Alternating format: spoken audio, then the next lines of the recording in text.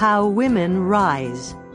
Break the 12 habits holding you back from your next raise, promotion, or job. Written by Sally Helgesen and Marshall Goldsmith. Read by Sally Helgesen and Marshall Goldsmith with Suzanne Toren. This book is dedicated to Frances Hesselbein, friend, mentor, hero. Author's note. The stories in this book are true, but names and some details have been changed. Part 1. On Being Stuck. Chapter 1. Where They're Coming From. In 2015, a mutual friend and colleague, Mike Dulworth, sent Sally and Marshall an email with the subject line, "Crazy Idea." His suggestion? That they collaborate on the book that you are now listening to. They both immediately knew it was a great idea. Explaining why requires a bit of background. In 2007, Marshall published his international bestseller, What Got You Here Won't Get You There: How Successful People Become Even More Successful.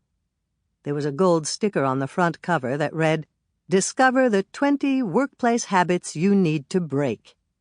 The lead endorsement came from Alan Mullally, then CEO of Ford Motor Company, CEO of the Year in the United States, and one of Marshall's superstar coaching clients. Marshall's proven improvement process rocks. In the book, Marshall identified 20 behaviors that often trip up high achievers in their quest to make it to the next level. These are habits he's repeatedly observed hindering talented people from reaching their full potential, diminishing their ability to inspire and lead others, and at times even derailing their careers. The examples and stories were drawn from the global base of clients Marshall has developed over many decades as one of the world's most successful executive coaches.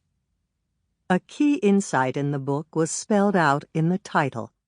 The same behaviors that help people achieve high positions often undermine them as they seek to move further up. Because these behaviors worked in the past, people are reluctant to let go of them. On the contrary, many believe they are successful because of these bad habits. Any human, in fact, any animal, will tend to replicate behavior that is followed by positive reinforcement. The more successful we become, the more positive reinforcement we get. We can easily fall into the superstition trap, which is, I behave this way, I am successful. Therefore, I must be successful because I behave this way. Wrong.